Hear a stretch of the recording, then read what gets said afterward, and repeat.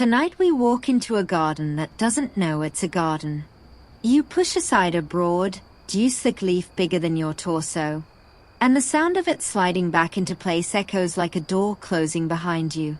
The air changes instantly, cooler, thicker, loaded with the smell of wet earth and something floral you can't name but know you'll remember.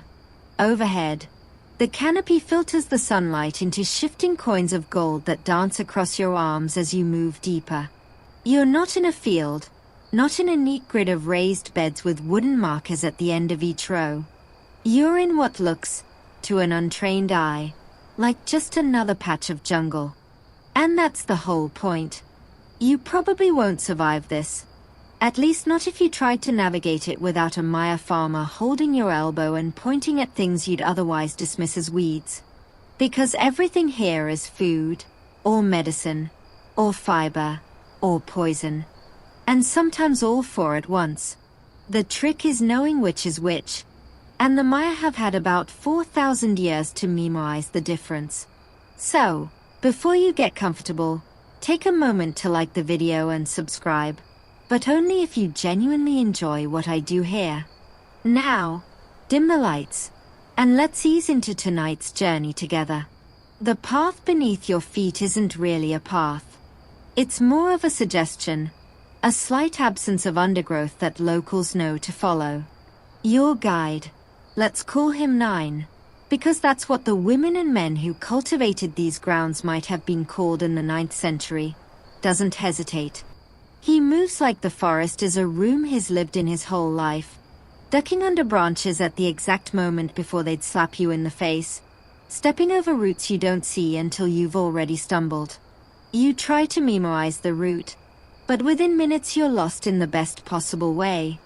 Every direction looks the same, green on green on green, with occasional bursts of red or yellow that might be flowers or might be birds or might be fruit. You can't tell yet. Your eyes haven't been trained for this. The 9th century, you remind yourself. That's where you are. The Maya world is old by now, centuries deep into what archaeologists will later call the Classic period. But it's not done yet.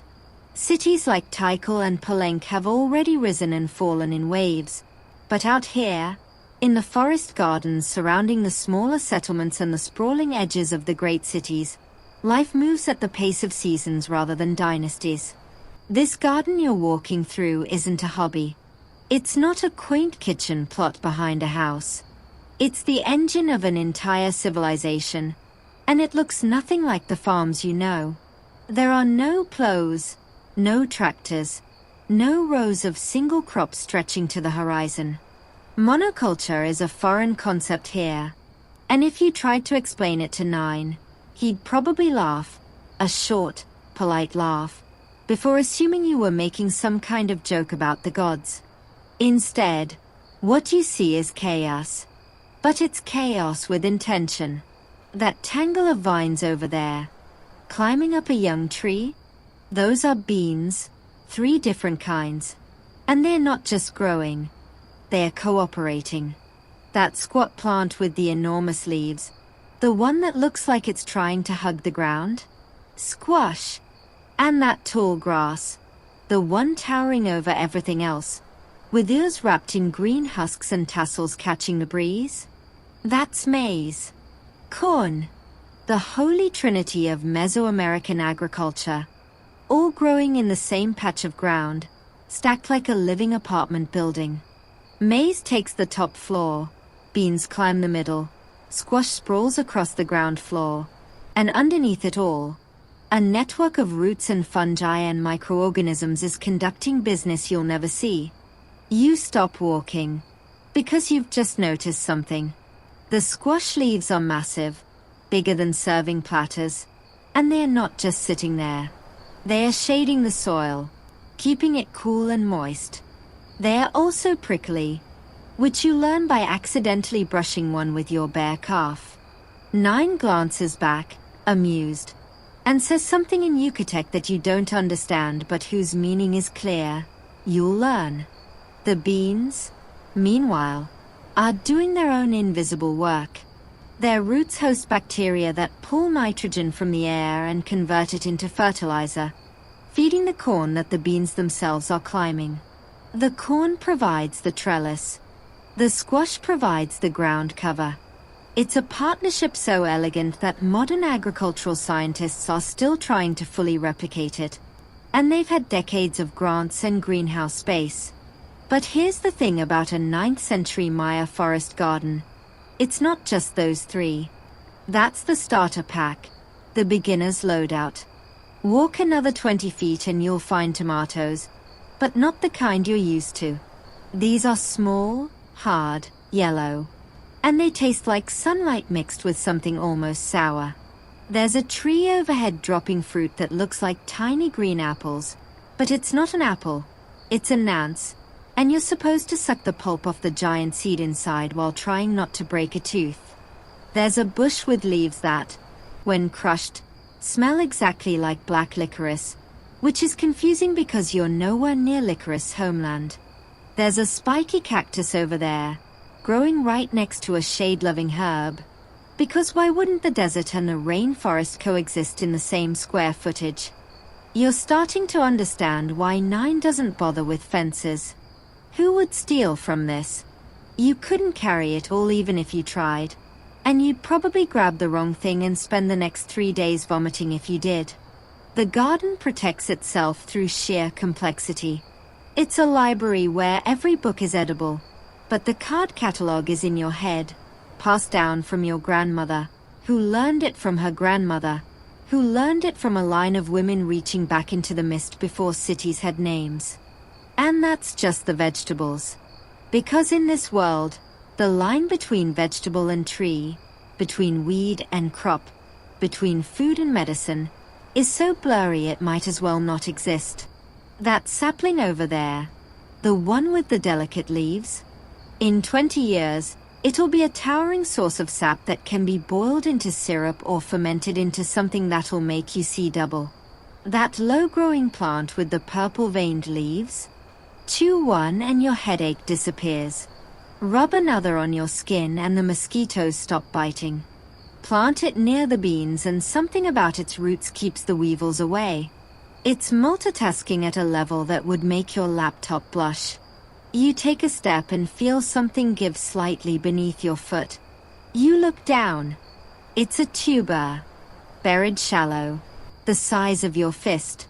You've just stepped on dinner, and 9 is already kneeling, brushing away the leaf litter to reveal a cluster of them, smooth-skinned and waiting. He doesn't pull them yet. They are not ready. He seems to indicate with a wave of his hand. Another month. Then they'll be sweet. You file that away, even though you know you won't be here in a month.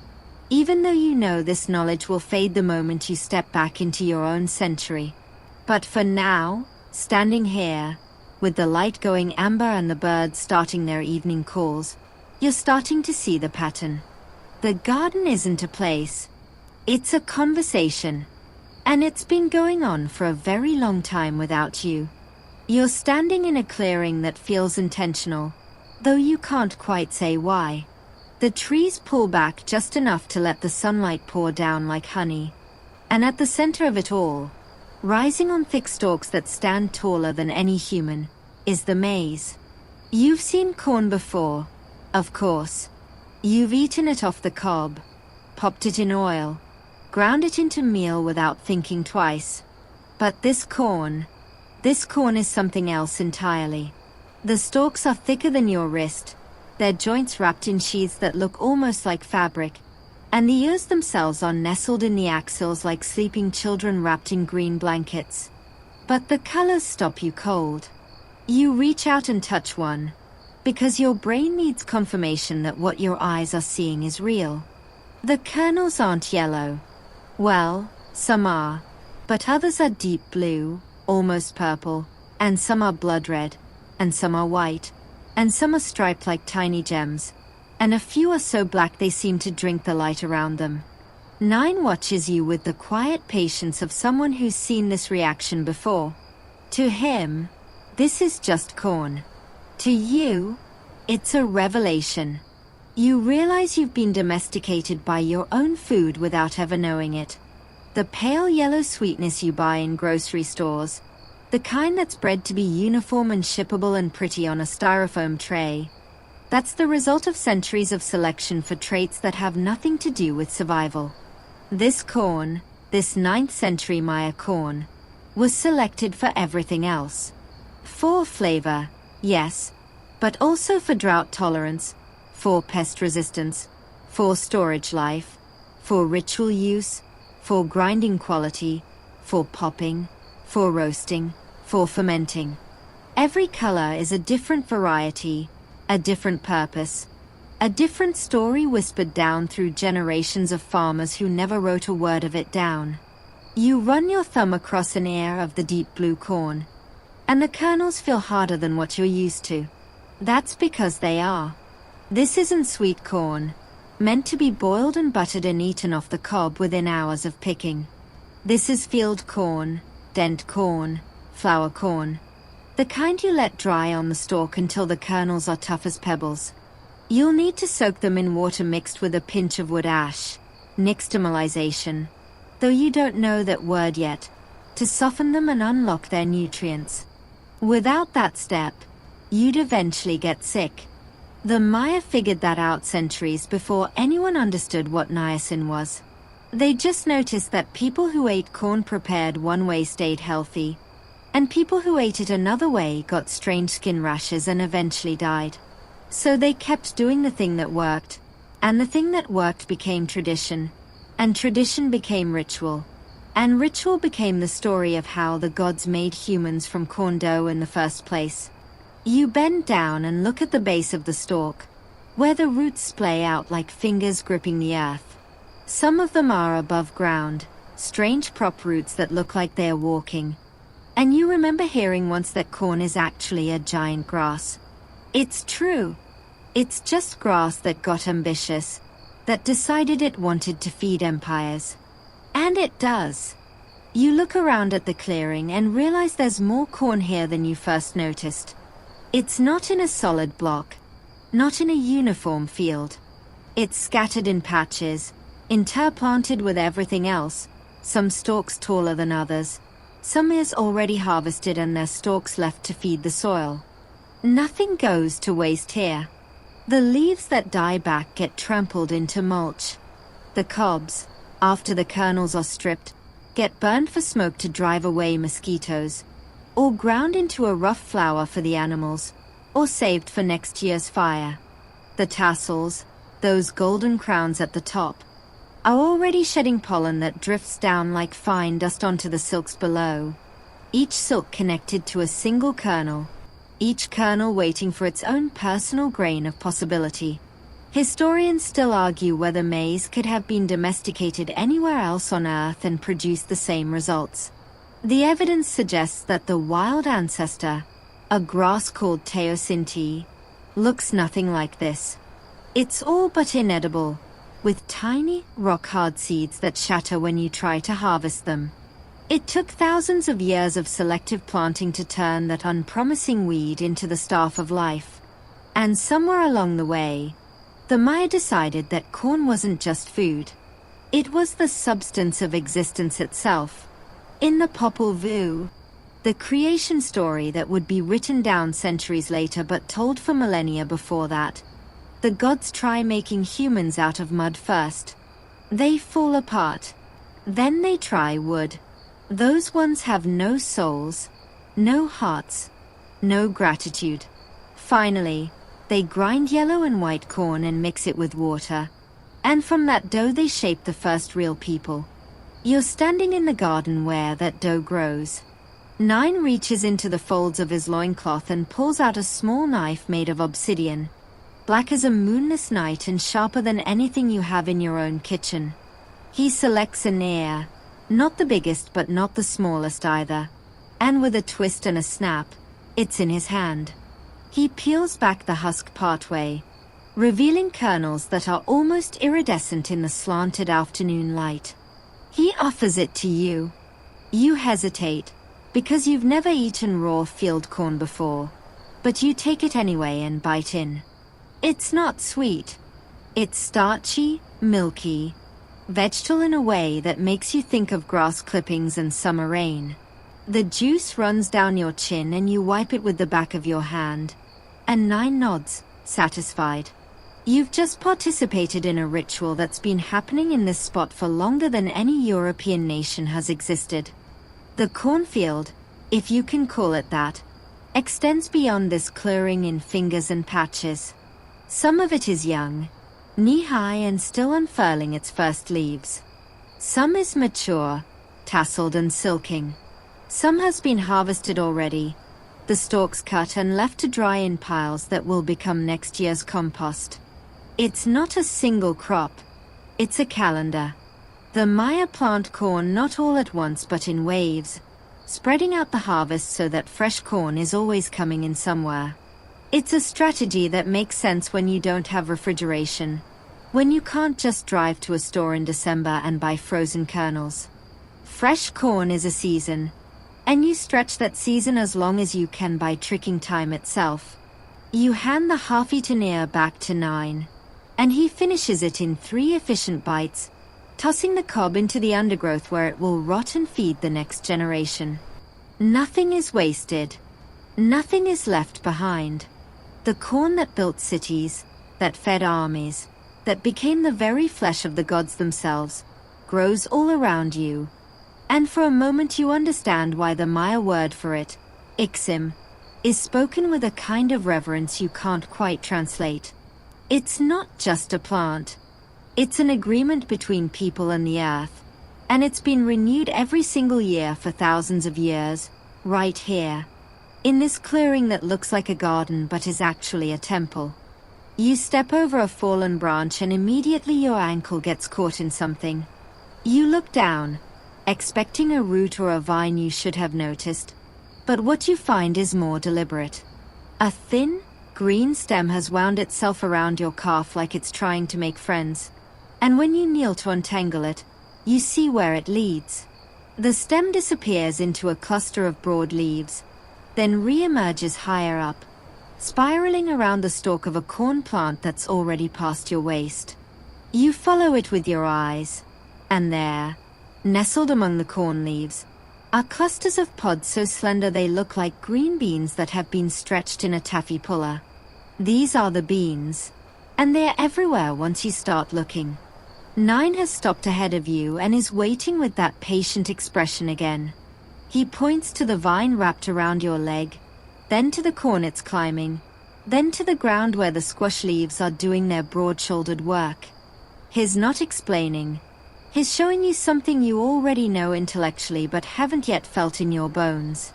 The 3 sisters, modern gardeners call them. Maize, beans, squash. But here in the 9th century, they don't have a cute nickname. They just have a system that works, and that system depends on beans doing jobs that would take you all day to explain and another all day to replicate with fertilizer and trellises and plastic mulch. You untangle yourself carefully, not wanting to damage the vine, and take a closer look at the pods. There are 3 distinct types within arm's reach, and you realize this is intentional. The ones closest to you are the common bean, Phaseolus vulgaris, though you don't know the Latin name and neither does 9.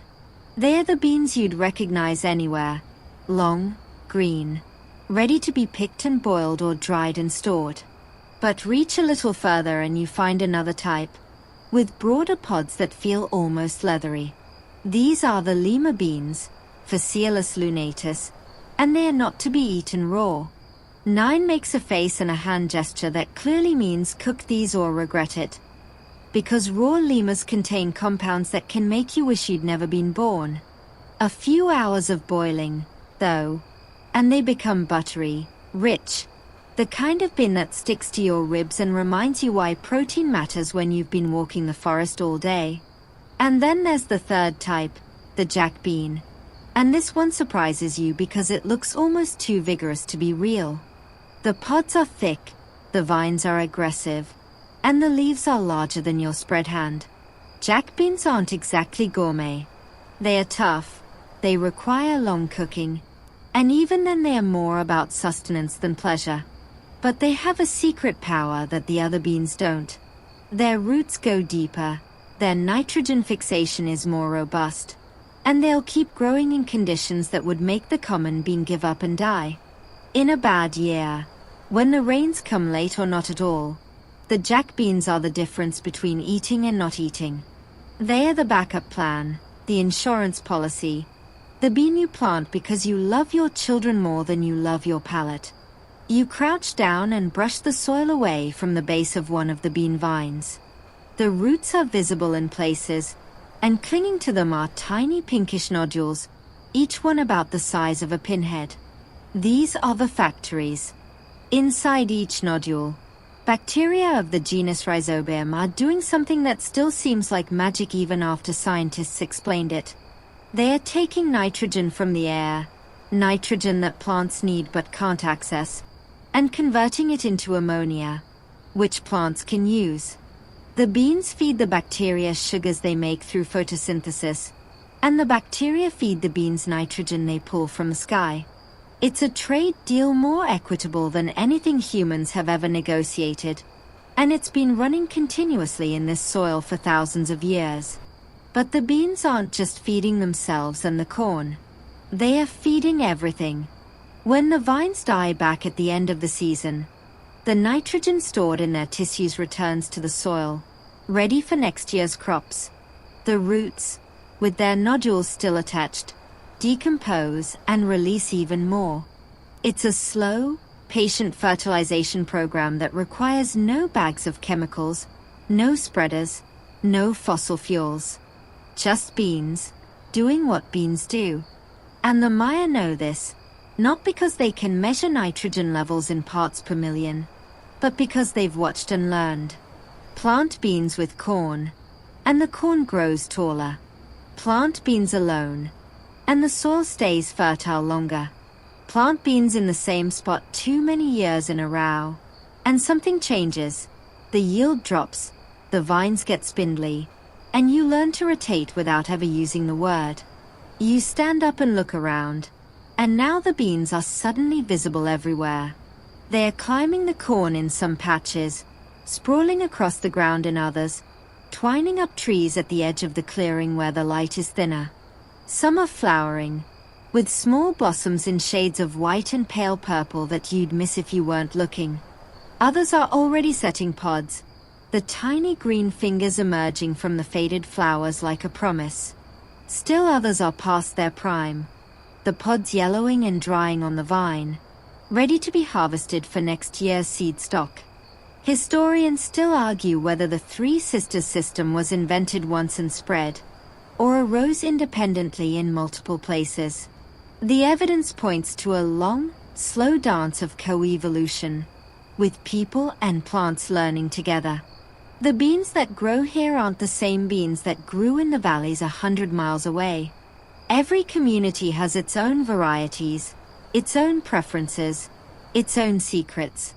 The white-seeded beans that cook quickly, the black beans that hold their shape in soup, the speckled ones that are saved for ceremonies and special occasions.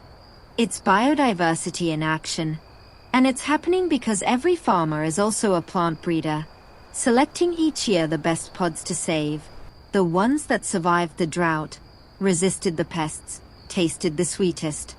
9 reaches out and snaps a pod from a nearby vine, then splits it open with his thumbnail. Inside are perhaps half a dozen beans, still pale and soft, not yet hardened for storage. He offers you one, and you take it hesitantly. Raw bean. You think, this could go badly. But you pop it in your mouth anyway. Because when in the 9th century Maya forest garden, right? It's starchy, slightly sweet, with a texture like a fresh pea but earthier. It's not a flavor you'll crave, but it's not unpleasant either. It's just green, alive, waiting to become dinner or next year's crop. 9 eats a few himself, then tucks the rest of the pod into a small bag at his waist. Nothing wasted. Even the pods that aren't quite ready will be cooked with something else, adding bulk and fiber to a stew. The beans are patient like that. They wait for you to need them. And when you do, they're there, wrapped around the corn like they've been waiting their whole lives for this moment. You drop to your knees without thinking, because the leaf in front of you is simply too large to ignore. It's bigger than a serving platter, bigger than a shield, bigger than anything a plant has any right to produce without a permit. The surface is rough, almost sandpapery, and the veins radiate out from the center like rivers on a map you can't read. You touch it, and it's warm from the sun, and slightly damp underneath where the shade has kept the morning dew from drying completely. This is squash, though you almost didn't recognize it because you're used to seeing squash plants tamed, trellised, confined to neat little mounds in carefully prepared soil. This squash looks like it's trying to take over the world one leaf at a time. You lean forward and peer under the massive canopy, and what you find there is a world unto itself. The soil beneath the squash leaves is dark, almost black, and cool to the touch despite the sun beating down overhead. Tiny seedlings of other plants are sprouting there, protected from the worst of the heat and hidden from the eyes of birds that might otherwise pluck them clean. A small frog blinks at you from the shade, then hops once and disappears into the leaf litter.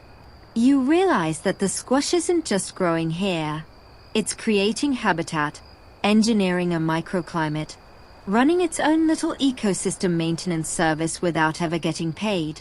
The stems are thick and hairy, crawling across the ground like green snakes with ambition. Every few feet, they put down roots of their own, anchoring themselves and drawing up extra water and nutrients. At intervals along the stems, the leaves rise up on hollow petioles, and hidden beneath them, half buried in the mulch, are the fruits. You spot one almost immediately once you start looking. It's small still, the size of your fist, and a pale green that blends almost perfectly with the surrounding vegetation. Another one, farther along, has turned a deep orange and sits on the ground like a fallen sun. That one's ready. That one will be dinner. But the squash is doing more than just sitting there looking edible. Every part of it has a job. The leaves, with their rough texture and stiff hairs, make it difficult for insects to crawl across them.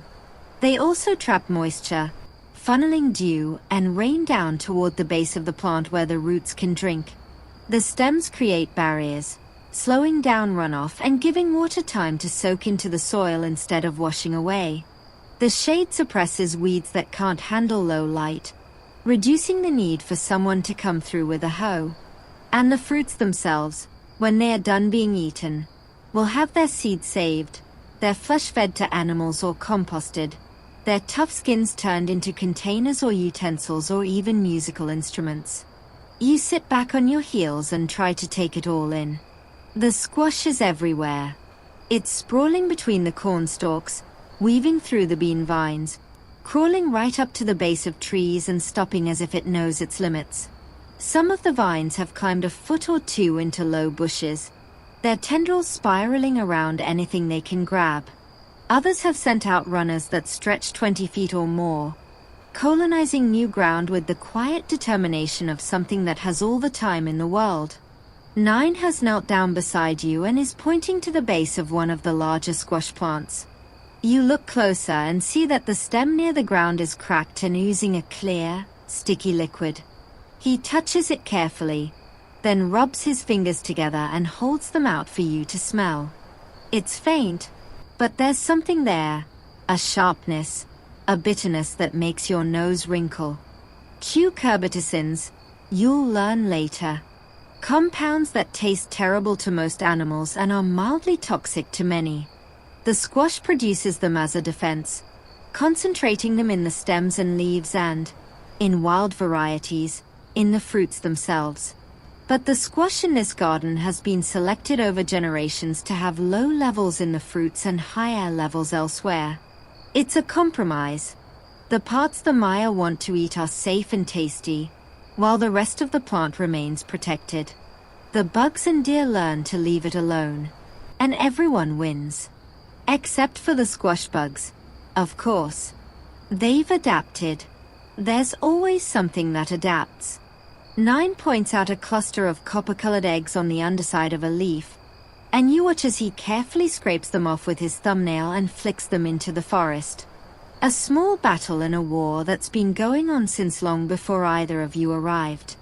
The squash will win some years, the bugs will win others, and the Maya will keep planting, keep harvesting, keep eating regardless. You crawl forward a bit and gently lift one of the larger leaves. Beneath it, nestled in a slight depression in the soil, is a squash that must weigh 15 pounds. It's a deep green with lighter stripes, and the skin is tough enough that you can't mark it with your fingernail. This is a keeper, the kind of squash that will last for months in a cool corner of a Maya home, providing food long after the growing season has ended. Winter squash, though the Maya don't have winter the way you do. They have dry season and wet season.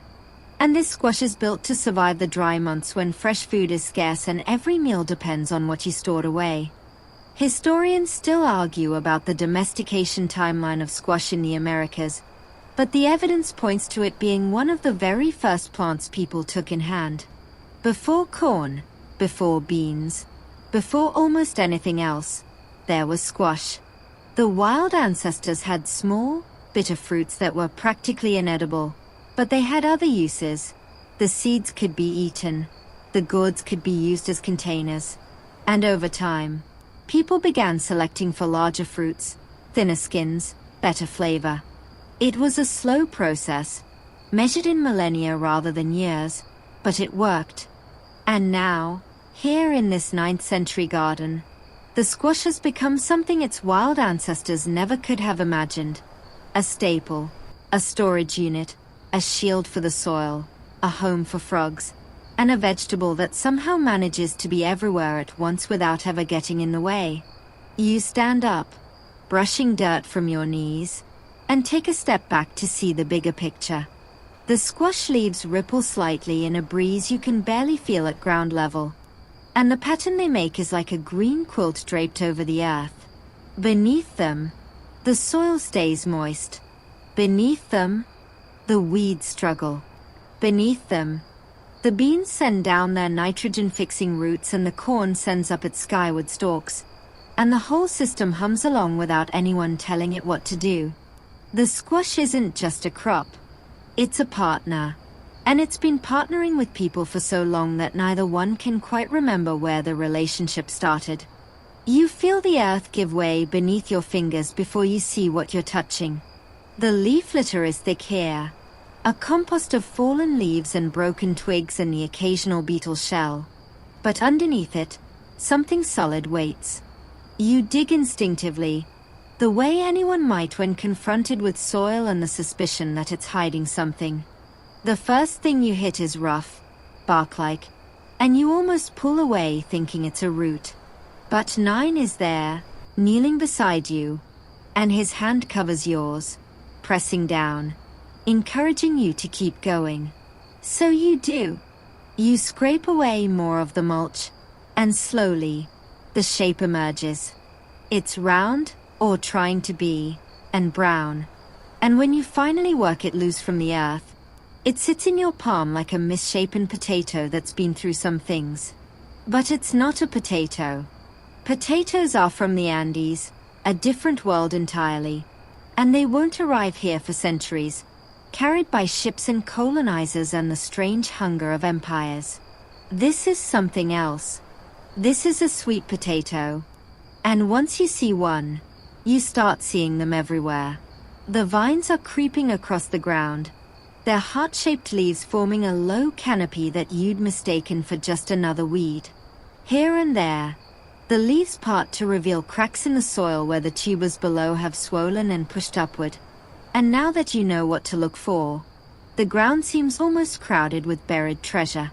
You hold the sweet potato in your hand, feeling its weight. It's not large, maybe the size of a small apple, but it's dense, and when you rub the skin with your thumb, a thin layer flakes away to reveal orange flesh underneath. 9 gestures for you to put it back, and you do, tucking it carefully into the hole and covering it with the same leaf litter you removed. Not ready yet, but soon. You mark the spot in your mind, though you know you'll never find it again, because everything looks the same here and your brain isn't wired for this kind of memory. The sweet potato is just one of the root vegetables hiding beneath your feet. A few steps away, 9 points to a plant with large, rough leaves and stems that seem almost jointed, like bamboo but softer. He pulls out his obsidian knife and cuts one of the stems near the base, then hands it to you. Inside, it's hollow, and the segments are filled with water. You tip it back and drink, and the water is cool and faintly sweet, a gift from a plant that's learned to store rainwater in its own body. This is jicama, though you don't know that yet. The root, when you dig it up, will be crisp and white and taste like a cross between an apple and a water chestnut. But for now, the stem is enough. The plant gives what it can when you need it. You move on, and the roots keep coming. Here's a patch of manioc, also called cassava or yucca, and it looks nothing like the manicured rows you've seen in photographs. The plants are shrubby, with palmate leaves that spread like fingers, and they are scattered among the corn and beans as if they just wandered in and decided to stay. 9 kneels beside one and begins to dig with his hands, working carefully around the base until he exposes a cluster of long, brown tubers. They are thick as your forearm and covered in a rough, bark-like skin that seems almost armor-plated. He pulls one free and holds it up, and you see that it's tapered at both ends, like an exaggerated sweet potato that's been stretched. But manioc has a secret, and it's a dangerous one. You can't eat it raw. You can't even eat it undercooked, because inside that starchy tuber is a compound that, when damaged, releases cyanide. Not enough to kill you instantly, but enough to make you wish it had. The bitter varieties, the ones that grow here, require careful processing, grating, soaking, squeezing, cooking, to render them safe. The Maya know this. They've known it for thousands of years. They know that the same plant that can keep a family fed through the hungriest months can also, if prepared wrong, make that family sick or worse. So they process it with the same care you'd use when handling sharp knives or fire. It's food, but it's food that demands respect. 9 sets the manioc root aside, not in his bag but on a broad leaf, as if it needs to be isolated from the other harvest. He'll process it later, somewhere else, with tools and techniques that have been passed down through generations. For now, it's enough that it's out of the ground, its growth complete, its fate sealed. You straighten up and look around, and the scale of what's underground begins to dawn on you. Every plant you see, and many you don't, is connected to something beneath the surface. The roots of the trees reach down into darkness, drawing up water and minerals that the crops can't access. The tubers cluster and swell, storing energy against the dry season. The rhizomes creep horizontally, sending up shoots that will become next year's plants yards away from this year's. The soil isn't just dirt. It's a pantry, a nursery, a network of relationships so complex that scientists are still mapping them with DNA sequences and isotope tracers. Historians still argue about the relative importance of roots versus seeds in ancient Maya agriculture, but the farmers themselves don't seem bothered by the question. They plant both, eat both, trade both. The roots have advantages that seeds don't. They are less visible to passing animals, less vulnerable to drought once established, less dependent on the precise timing of rains. They can be left in the ground for months after they are mature, harvested only when needed, a living storage system that doesn't require granaries or rodent-proof pots. In a bad year, when the corn fails and the beans shrivel on the vine, the roots are still there, waiting beneath the leaf litter, patient as stone. You take a step and feel another tuber beneath your foot, and this time you don't stop to dig. You just note it, file it away, and keep walking. The ground is lumpy with food, and you're starting to realize that you've been walking on dinner this whole time without knowing it.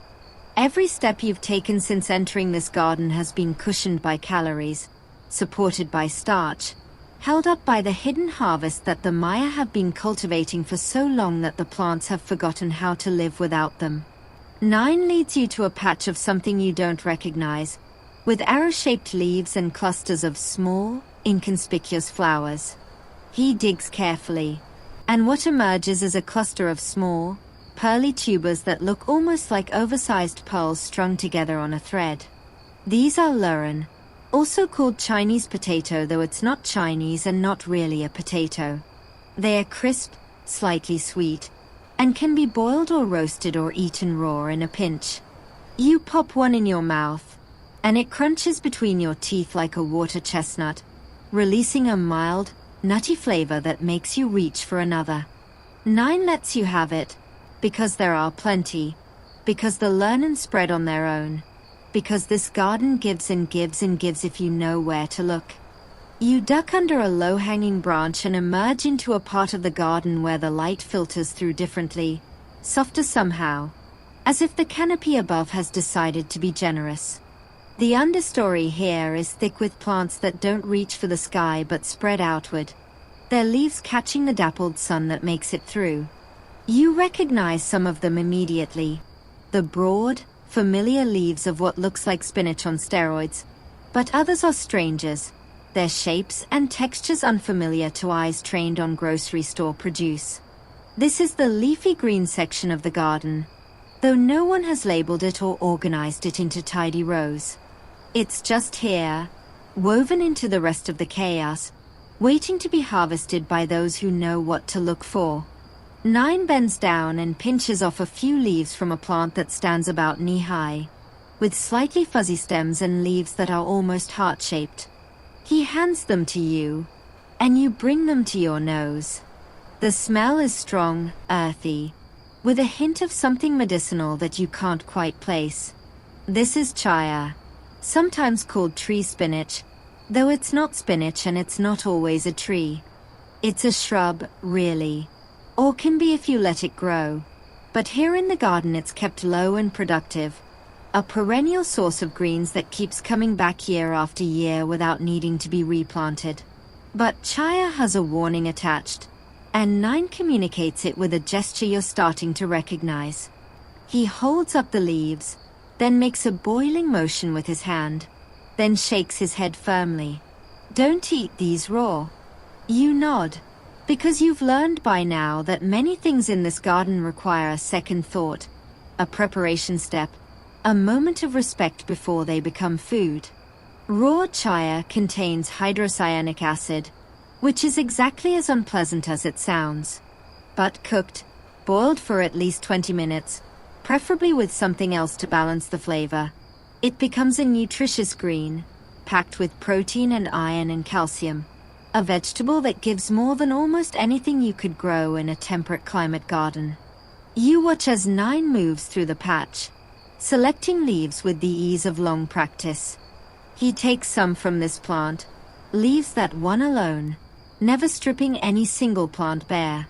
It's a harvest method that ensures the plants keep producing, keeps sending out new growth, keeps feeding the family week after week. Chaya is generous that way. Give it a little water, a little sun, a little room to spread, and it will produce more leaves than you can eat, more than you can give away, more than you can dry and store for the lean months. It's the kind of plant that makes you believe in abundance. Beyond the chaya, you spot plants that look more familiar. Purslane, with its succulent leaves and stems, sprawling across the ground like it owns the place. Lamb's quarters, its leaves dusted with a white, powdery coating that rubs off on your fingers. Amaranth, though you don't recognize it yet, with its broad leaves and the promise of seeds to come. These are what modern gardeners would call weeds, but here they are something else entirely. They are gathered, not planted, volunteers that show up on their own and are welcomed rather than pulled. The Maya don't draw a hard line between cultivated and wild, between crop and weed. If it's edible, it's food. If it's food, it belongs in the garden. If it belongs in the garden, you tend it, encourage it, maybe even scatter its seeds where you want it to grow next year. You kneel down and run your fingers through a patch of purslane. The stems are thick and juicy, and when you break one, a clear liquid beads at the break. You taste it, because you're getting bolder now, and it's slightly sour, slightly salty, refreshing in a way that makes you understand why people have been eating this plant for thousands of years. It's not glamorous. It's not going to win any awards at a farmer's market. But it's here, it's free, and it's packed with omega-3 fatty acids and vitamins and minerals that your body needs and recognizes on some deep, cellular level. 9 has moved on to a plant with large, triangular leaves and small, inconspicuous flowers. This is one of the qualities, a catch-all term for edible greens that encompasses dozens of species across dozens of families. Some are planted intentionally, others are tolerated, a few are actively encouraged. What they share is that they're green, they're tender when young, and they cook down into something delicious when tossed in a pot with a little chili and a little salt. The qualities are the everyday greens, the ones you eat when you're not celebrating, the ones that fill the space between the more dramatic harvests of corn and beans and squash. You try to count the different species within arm's reach, but you lose track after a dozen. There are leaves with toothed edges and leaves with smooth edges, leaves that are fuzzy and leaves that are slick, leaves that smell like cilantro and leaves that smell like nothing at all. Some are familiar in a distant way.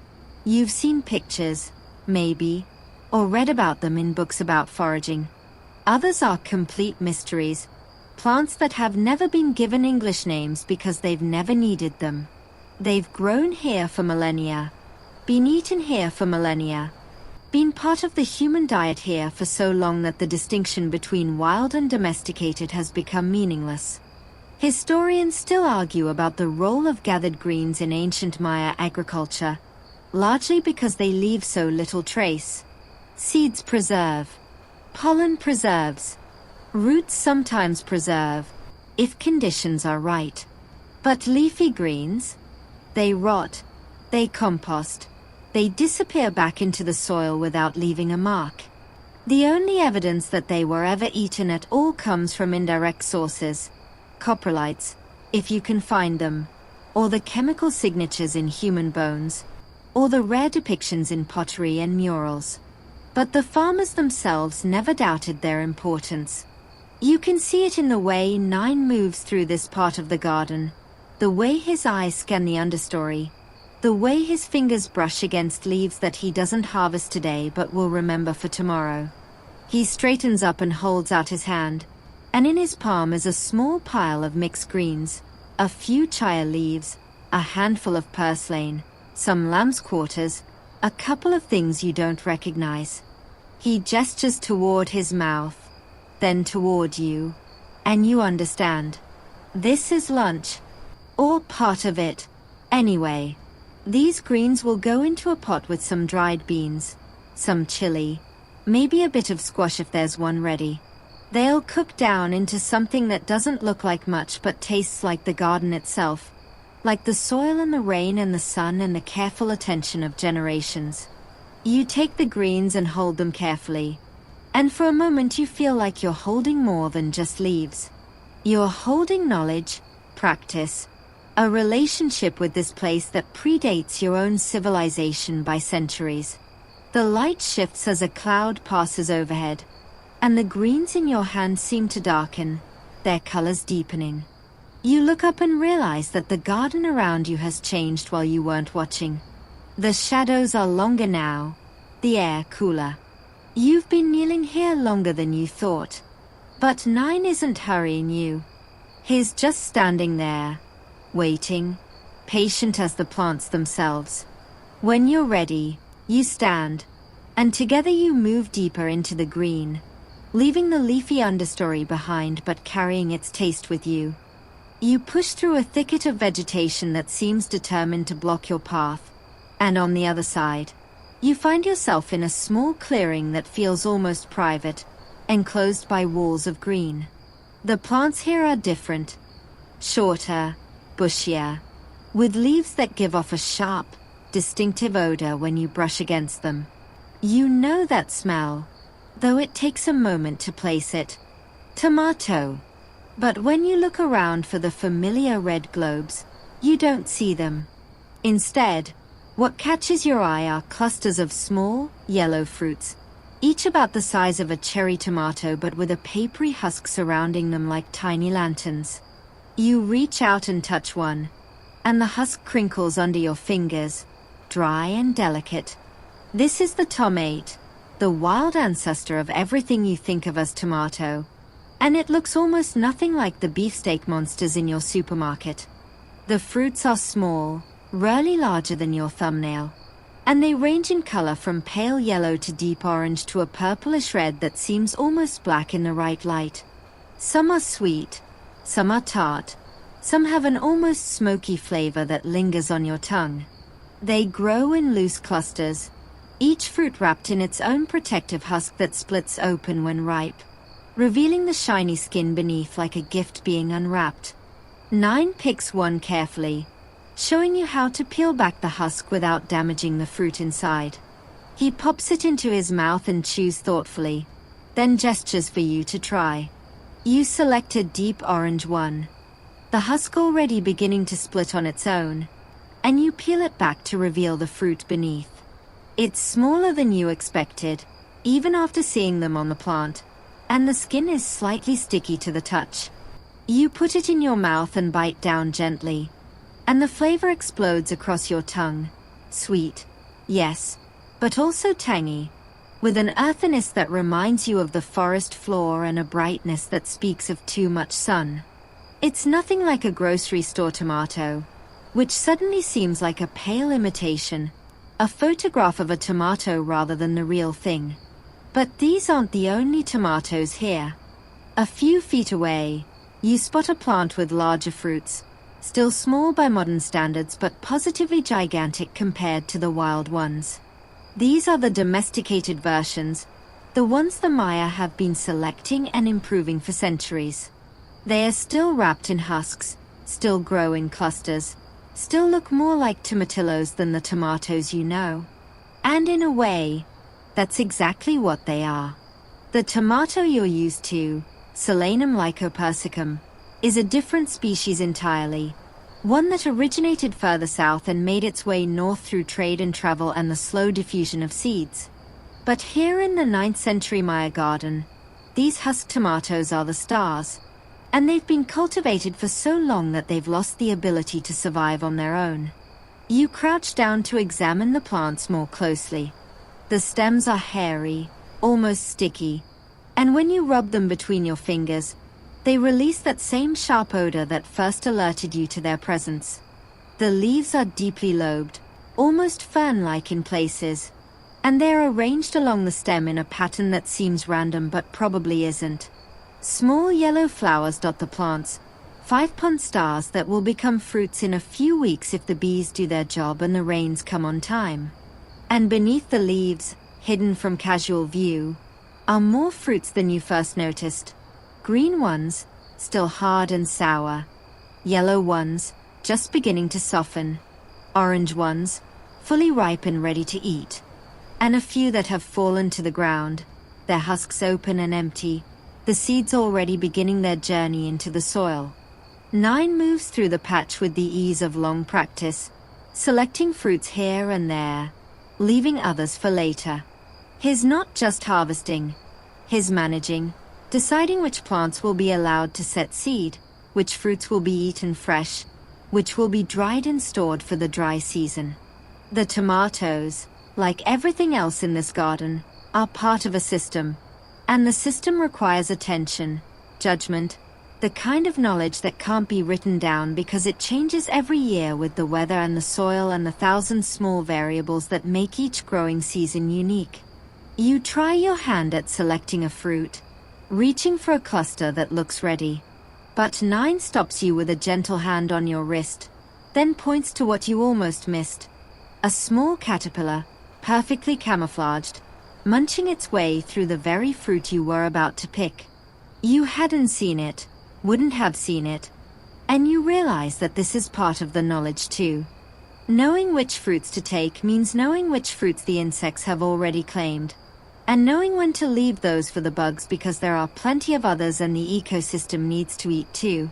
Historians still argue about the exact domestication pathway of tomatoes in Mesoamerica, partly because the evidence is scattered and partly because the plants themselves are promiscuous, crossing freely with wild relatives and blurring the lines between domesticated and wild. What seems clear is that the Maya were among the first to really take tomatoes in hand, selecting for larger fruits, thinner skins, better flavor. But they never went all the way to the massive, uniform fruits that modern agriculture demands. Their tomatoes stayed small, varied, adapted to local conditions. Every community had its own varieties, its own preferences, its own secret strains passed down through families like heirlooms. You pick a different fruit, one that 9 nods approval at, and you eat it right there in the clearing. The juice runs down your chin and you wipe it with the back of your hand. And for a moment you understand why the Maya word for this fruit, tomato, would eventually travel around the world, becoming tomato in English, tomate in Spanish, and 100 other variations in 100 other languages. This small, yellow, unassuming fruit, hidden in a clearing in a forest garden in the 9th century, carries within it the potential to transform cuisines across entire continents. But that's in the future. Right now, it's just lunch, just another gift from a garden that never stops giving. You look around the clearing and notice something you missed before. Mixed in with the tomatoes are other plants, some you recognize and some you don't. There's a patch of what looks like small ground cherries, their husked fruits hanging like tiny lanterns. There's a sprawling plant with purple flowers that might be a relative of the potato, though you can't be sure. And there, tucked against a fallen log, is a plant with fruits that are almost black, their skin so dark they seem to absorb the light. 9 sees you looking and gestures that these are good too, just different, just waiting for their own moment. The light in the clearing shifts as the sun continues its arc across the sky, and the shadows of the tomato plants stretch and merge. You realize you've been here longer than you meant to, lost in the small details of a fruit you thought you understood. But that's the thing about this garden. It rewards attention, punishes haste, asks you to slow down and really look. And when you do, when you really look, you see that even the most familiar things are strange here. Even the most common foods are extraordinary. Even the smallest tomato carries the weight of centuries. The air changes before you see the plants. There's a sharpness to it, a prickle at the back of your throat that makes you want to cough or swallow or both. You sniff, trying to place the sensation, and your eyes begin to water slightly. It's not unpleasant, exactly, but it's unmistakable. Somewhere nearby, someone has bruised a chili pepper, and the capsaicin has taken to the air like smoke from a distant fire. You follow your nose, and within a few steps, you find yourself at the edge of a patch of low, bushy plants covered in small, pointed fruits that dangle from the stems like ornaments. The chili plants are unassuming, really. They don't tower over you like the corn or sprawl across the ground like the squash. They just sit there, knee-high and leafy, producing their fiery fruits with a kind of quiet determination. But the fruits themselves are anything but quiet. They come in every shade you can imagine: bright red, deep purple, sunshine yellow, forest green, even a mottled orange that looks like it can't decide what color to be. Some are long and thin, curling at the ends like tiny question marks. Others are round and plump, almost bell-shaped, though you know better than to assume they're mild. In the world of chilies, size, and shape tell you nothing about what you're about to experience. 9 approaches the patch carefully, almost reverently. He kneels and examines several plants before selecting one with small, red fruits that seem to glow in the dappled light. He picks one, then another, then a third, placing them in a separate bag that you hadn't noticed before. A bag that seems reserved for these particular harvests. You watch his hands as he works, noticing how he avoids touching his face, how he holds the fruits by the stems rather than the bodies, how he handles them like they're precious and dangerous in equal measure. Because they are. In the right hands, chilies are flavor, medicine, preservative, currency. In the wrong hands, they are agony. You reach out to touch one of the fruits, and 9 stops you with a word and a gesture. He picks a different fruit, a small yellow one, and uses his knife to cut it open, revealing the seeds and the white pith inside. He points to the pith, then to his tongue, then makes a fanning motion with his hand. That's where the heat lives, he's telling you. The flesh itself is mild, almost sweet, but the pith and the seeds, the pith especially, contain compounds that will light your mouth on fire and leave you gasping for water that won't help. You file this away, knowing it's the kind of knowledge that separates people who enjoy chilies from people who fear them. But chilies aren't just about heat. They're about everything else, too. The Maya have been cultivating them for thousands of years, selecting for flavors as much as for fire. Some varieties are prized for their fruitiness, others for their smokiness, others for a floral quality that you'd never associate with something that can make you sweat. 9 hands you a small orange chili and gestures for you to taste it. Just a nibble, just the tip. You obey, because you've learned to trust him. And the flavor that floods your mouth is nothing like what you expected. It's bright, almost citrusy, with a warmth that builds slowly rather than exploding all at once. You can taste the sun in it, the soil, the rain that fell 3 days ago. The heat comes later, creeping up on you until your lips tingle and your forehead beads with sweat. But by then you don't mind. You're too busy marveling at everything else the chili has to offer. The uses for chilies in the 9th century Maya world extend far beyond fresh eating. 9 shows you plants with fruits that have been left on the branch until they're dry and wrinkled, their sugars concentrated, their heat intensified. These will be ground into powders, mixed with ash or herbs, used to season everything from beans to meat to the morning porridge. Other plants have fruits that are harvested green and hard, destined for pickling in brine or sour orange juice. Still others are allowed to fully ripen and then smoked over low fires, acquiring a depth of flavor that will carry through the dry season when fresh chilies are scarce. You watch as 9 moves through the patch, and you begin to notice the subtle differences between plants that you'd missed before. Some have leaves that are broader, others narrower. Some have stems that are almost purple, others green. Some are covered in tiny hairs that glisten in the light, others are smooth and waxy. Each of these variations means something to 9. A different flavor profile, a different level of heat, a different ripening time, a different resistance to pests or drought. The chilies here aren't a single crop. They are a library of possibilities, and 9 has been reading it his whole life. Historians still argue about exactly when and where chilies were first domesticated, but the evidence points to multiple domestication events across the Americas, with different species being tamed in different places at different times. What's clear is that by the 9th century, the Maya had access to an astonishing diversity of chili varieties, and they'd integrated them into every aspect of their lives. Chilies weren't just food. They were medicine, used in poultices for joint pain and in teas for sore throats. They were preservatives, their antimicrobial properties keeping cooked foods from spoiling too quickly in the tropical heat. They were even used in warfare, with clouds of ground chili blown toward enemies to temporarily blind and disable them. 9 straightens up and holds out his hand, offering you a choice. You look at the chilies nestled in his palm. A red one, long and curved. A purple one, small and round. A yellow one, shaped almost like a bell. You hesitate, then choose the yellow one, remembering the citrusy brightness of the orange chili you tasted earlier.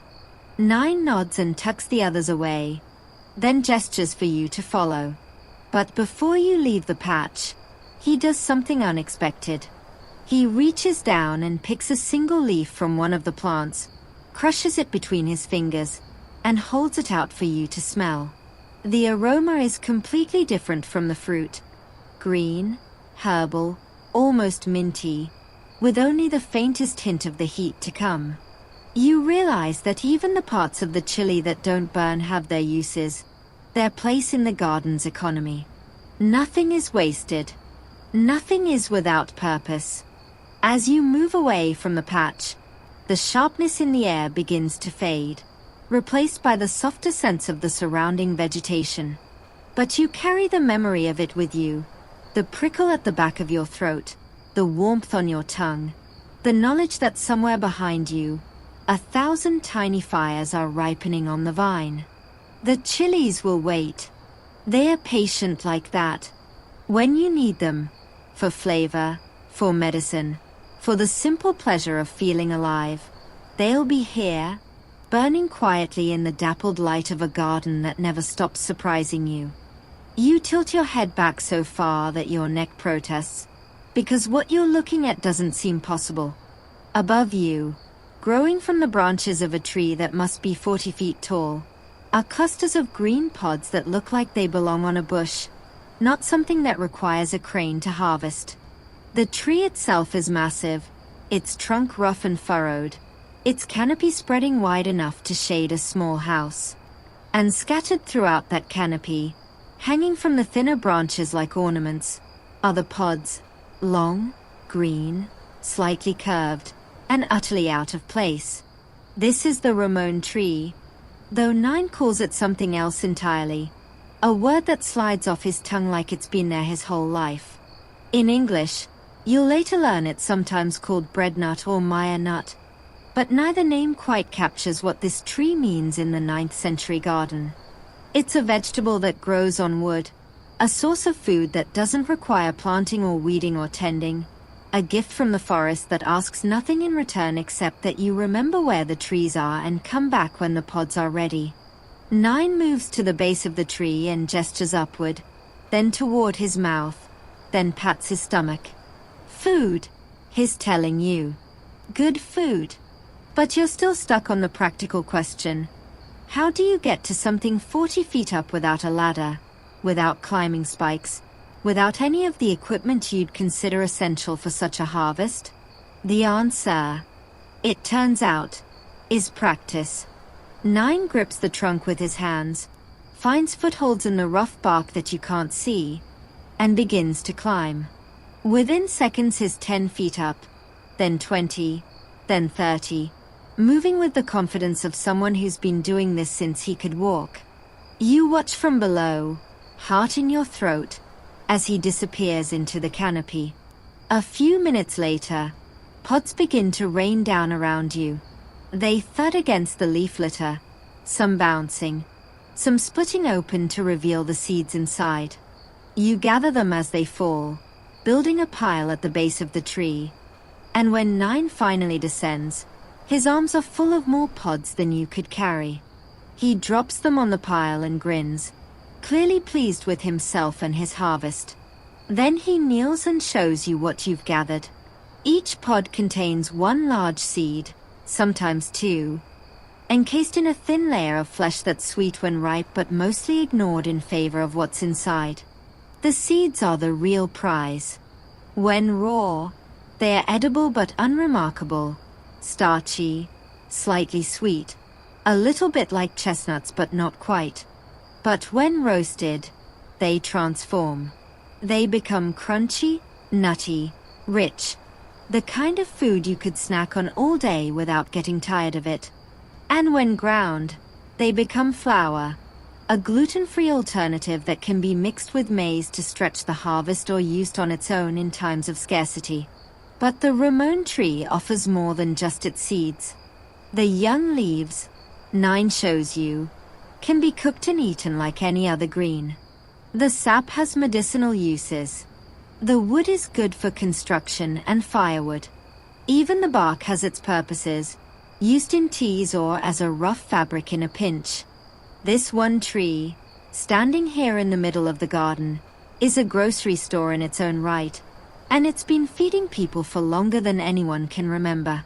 You look up again, trying to spot other trees like it in the surrounding canopy. Now that you know what to look for, you see them everywhere.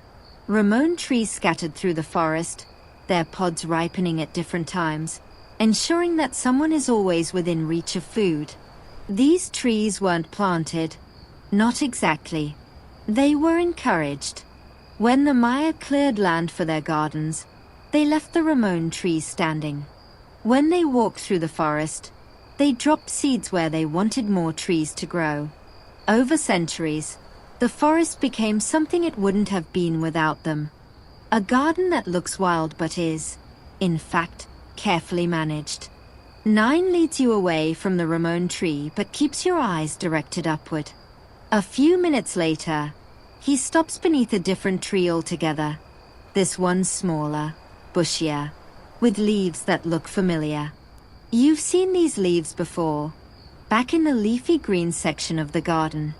Chaya. But this chaya is different. It's taller, woodier, more tree than shrub. And growing from its branches, mixed in with the leaves, are more of those familiar green leaves. You're confused for a moment until you realize the chaya is the tree. Or rather, the chaya can be a tree if you let it. And here in the garden, some chaya is allowed to grow tall while other chaya is kept low. It's the same plant, just managed differently depending on what the gardener needs. The tree-born chaya produces leaves that are tougher than the shrubby kind, requiring longer cooking but offering more substance in return. They are harvested by climbing or by using long poles with hooks on the end, a technique 9 demonstrates with practiced ease. He hooks a branch, pulls it down, and strips it of its tender young leaves, leaving the older ones to continue photosynthesizing. The tree barely seems to notice. Within weeks, new growth will replace what is taken, and the cycle will continue.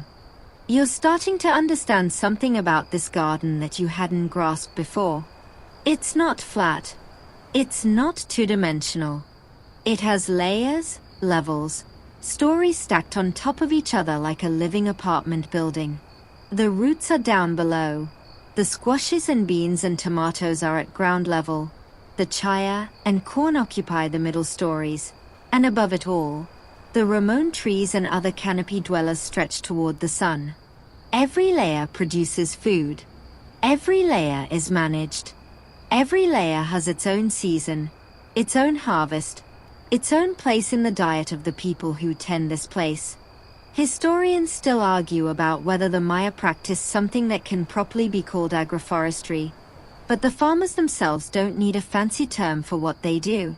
They know that trees can be crops too. They know that a garden without trees is missing something essential, something about depth and diversity and resilience. When drought comes, the deep-rooted trees keep producing when the shallow-rooted crops fail. When storms come, the trees protect the soil and shelter the plants below. When disease comes, the diversity of species means that something always survives.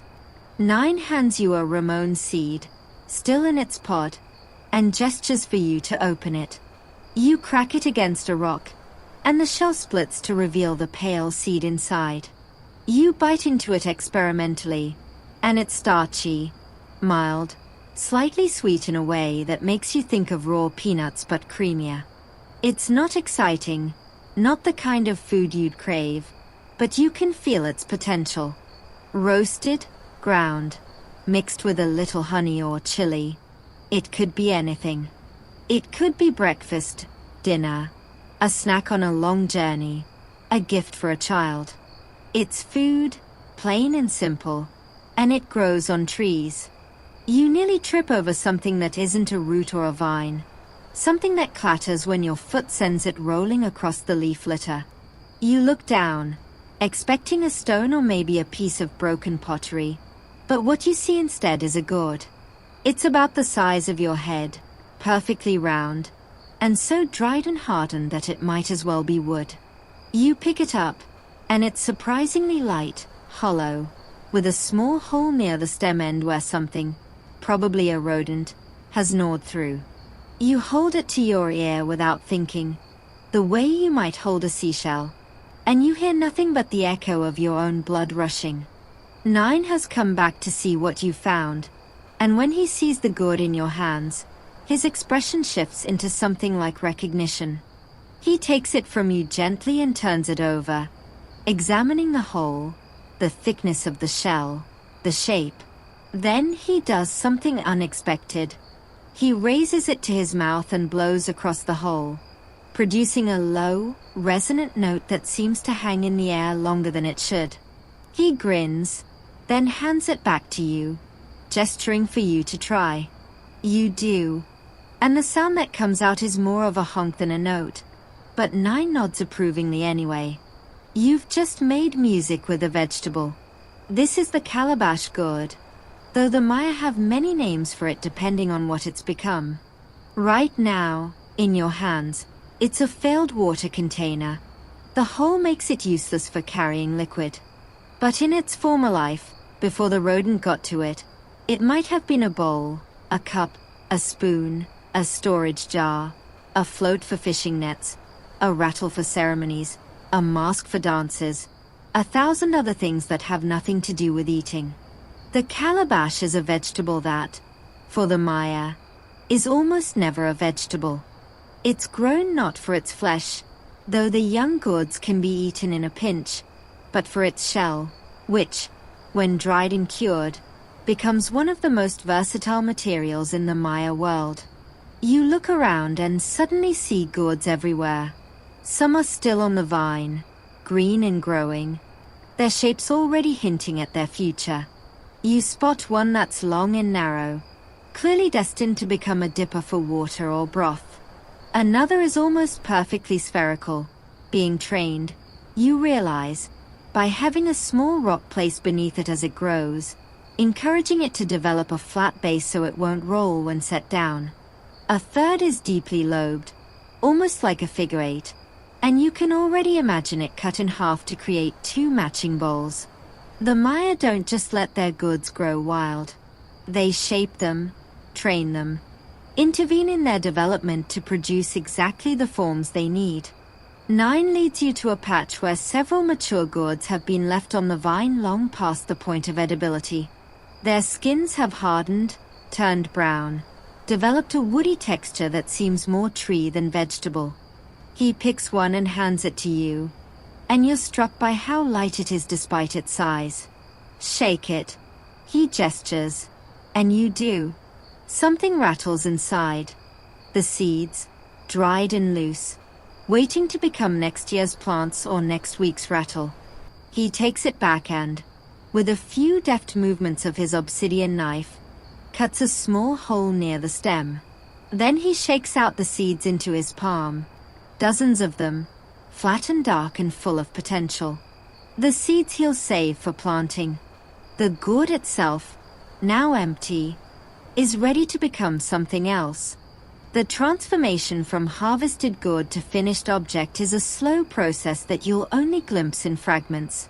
The gourds must be cleaned, scraped, soaked, scraped again. They can be carved while still slightly soft, or decorated after they've fully hardened with techniques that include burning, painting, and inlaying with other materials. Some become simple water carriers, their surfaces smooth from years of use. Others become elaborate ceremonial objects, covered in glyphs and images of gods, used only on the most important occasions. And some become everyday items, bowls for eating, spoons for stirring, containers for storing salt or chili, or the small treasures that every household accumulates. You watch as 9 selects a few gourds from the patch, each for a different purpose.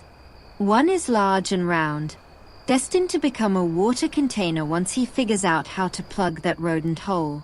Another is small and oblong, perfect for a drinking cup. A third is oddly shaped, almost like an animal. And this one he handles with particular care, setting it aside in a way that suggests it has a special fate. Later, you'll learn that oddly shaped gourds are often saved for children, who receive them as toys or as their first eating vessels, learning from the earliest age that this vegetable is also a companion. Historians still argue about the relative importance of pottery versus gourds in ancient Maya households, but the gourds have advantages that clay can't match. They are lighter, less likely to break when dropped, easier to carry on long journeys. They can be made watertight with a coating of beeswax or tree resin. They float, which makes them invaluable for fishing and for crossing rivers. And they grow on vines, requiring only soil and sun and a little attention. No kilns, no clay pits, no specialized knowledge of firing temperatures. Every household can have as many gourds as it needs, and when a gourd finally cracks or wears through, it can be composted, returned to the earth that grew it. You're still holding the first gourd, the one with the hole, and you find yourself reluctant to put it down. It feels alive in a way that pottery never does, still connected somehow to the vine that grew it, the sun that ripened it, the rain that swelled it. You run your fingers over its surface, and you can feel the faint ridges where something, a tendril, a leaf, a passing insect, once touched it and left its mark. This gourd has a history, a biography, and you're holding only the latest chapter. 9 notices your hesitation and says something soft, then gestures for you to keep it. The gourd is yours now, a gift from the garden to a visitor who clearly needs something to remember this place by. You tuck it into your bag carefully, feeling its weight against your hip as you walk. It's not food, not really, but it's still a vegetable, still a product of this layered, chaotic, abundant place. And every time you look at it, years from now in a world the Maya can't imagine, you'll remember this moment, the dappled light, the patient guide, the garden that gave you a bowl that grew on a vine. You catch a whiff of something familiar as you walk, something that cuts through the general greenness of the garden and demands attention.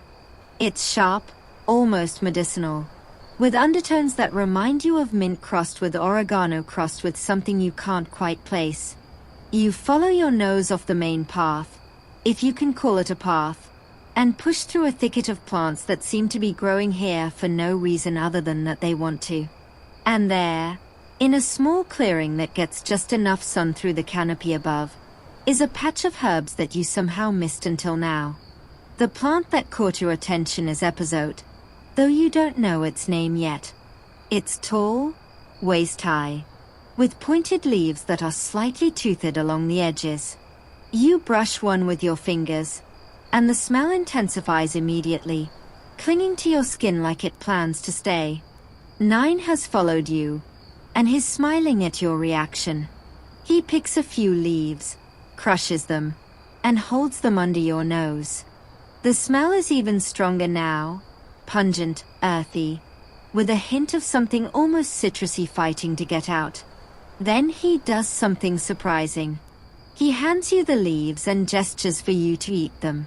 You hesitate, because this plant smells like it might be medicine, might be poison, might be something in between. But you've learned to trust 9, so you take a small bite. The flavor is intense, bitter at first, then complex, then somehow exactly what you'd want in a pot of black beans. Because that's what epizode is for, primarily. It's the bean herb, the plant that reduces the gaseous effects of legumes while adding a flavor that the Maya have come to associate with home. Without epizode, beans are just beans. With it, they are dinner. But epizode is just one of the herbs growing in this patch. You look around and start noticing others, Plants you'd walked past without a second glance now revealing themselves as intentional parts of the garden. There's hojasanta, with its large, heart-shaped leaves that smell like sassafras crossed with black pepper crossed with something anise-like. 9 picks one and shows you how it can be used to wrap food for steaming. The leaf imparting its flavor to whatever's inside while keeping it moist and tender. He also demonstrates how the leaf can be used as a makeshift plate, a biodegradable serving vessel that adds its own subtle seasoning to every bite. Nearby, a low-growing plant with tiny leaves catches your eye. This is cilantro, or something very like it, though the leaves are smaller and the flavor is more intense than what you're used to. The Maya have their own varieties, their own preferences, their own ways of using this herb that will one day spread around the world. 9 picks a sprig and hands it to you, and you crush it between your fingers, releasing that familiar bright, almost soapy aroma that people either love or hate. You're in the love camp, apparently, because you find yourself wanting to put it in your mouth right now, fresh from the garden, no preparation needed. Beyond the cilantro, you spot plants you don't recognize at all. One has leaves that are almost fuzzy, with a smell that's sweet and warm, like vanilla crossed with something smoky. Another is all but invisible, growing so close to the ground that you almost step on it before 9 points it out. Its leaves are tiny, its flowers even smaller, but when you crush it, the smell that emerges is unmistakably minty, cooling, the kind of scent that clears your sinuses and sharpens your mind. These are the subtle herbs, the ones that don't announce themselves from a distance but reward those who know to look for them. 9 moves through the patch with the same ease he's shown everywhere else, but here his movements are different, gentler, more selective. He takes a leaf from this plant, a sprig from that one, never more than a few from any single plant. These herbs are perennials, mostly, and they'll keep producing if they're not stripped bare. A few leaves here, a few there, and the plant barely notices. Come back in a week and it will have replaced what you took, ready to give again. You watch as he builds a small pile of herbs in his hand, a bouquet that represents the flavor profile of an entire cuisine. Epazote for beans, hojasanta for tamales, cilantro for salsas, and half a dozen others whose uses you can only guess at. When he's done, he holds them out to you, and you realize he's teaching you something important. In the Maya garden, flavor isn't an afterthought. It's not something you add at the end, a sprinkle of this or a dash of that. Flavor is grown, cultivated, harvested alongside the staples that fill the belly. The herbs are as much a crop as the corn and beans, just smaller, easier to overlook, easier to underestimate. Historians still argue about the role of herbs in ancient Maya cuisine, largely because they leave so little trace. Seeds preserve, pollen preserves, but the soft leaves of herbs, they rot, they compost, they disappear. The only evidence is indirect. The herbs that survived in use after contact, the ones that made it into the written records of Spanish chroniclers, the ones that persist in Maya cooking today. But the farmers never doubted their importance. You can see it in the way 9 tends this patch, the way his eyes scan for the subtle signs of pest or disease, the way he pinches back a stem here to encourage bushier growth there. These herbs matter.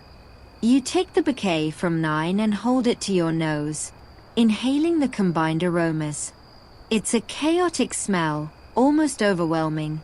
But underneath the chaos there's a harmony you can almost grasp. These herbs grew up together, in this patch, in this soil, under this particular combination of sun and shade and rain. They are meant to be together, just as they are meant to be with the beans and the squash and the corn. The garden isn't just a collection of plants. It's a recipe, written in the language of species and varieties and the preferences of generations. 9 plucks one more leaf from a plant you hadn't noticed, this one with a smell so faint you almost miss it. He hands it to you and watches as you taste it. The flavor is subtle at first, then builds. A warmth that isn't quite heat, a sweetness that isn't quite sugar, a complexity that makes you close your eyes to focus. When you open them, 9 is nodding, satisfied. You've just tasted something that will never make it into a supermarket, never be dried and shipped around the world, never be written up in a cookbook. It's a flavor for here, for now, for this garden and this moment and this meal that hasn't been cooked yet but is already taking shape in the herbs in your hand. The light changes as you walk, growing softer, more dappled, as if the canopy above has thickened intentionally. You notice that the plants around you are different here, taller, shadier, with broad leaves that seem designed to capture every photon that filters through. And among them, growing close to the trunks of these larger trees, are smaller trees with smooth bark and leaves that are glossy, almost polished. It takes you a moment to recognize them, because you've only ever seen their fruit processed, packaged, turned into something you buy rather than something you harvest. But there's no mistaking the pods that hang from the branches and trunk itself, emerging directly from the wood in clusters that seem almost impossible. Cacao. You're standing in a grove of chocolate trees, and the reality of it is so much stranger than you ever imagined. The pods are football-shaped, ridged, and they come in colors that seem designed by someone with a vivid imagination. Some are yellow, some are orange, some are purple so deep they're almost black. They grow not at the ends of branches where you'd expect fruit to be, but directly from the trunk and the oldest branches, a phenomenon called cauliflory that you've read about but never witnessed. It looks wrong, somehow, like the tree is wearing its fruit as jewelry, showing it off against the rough bark.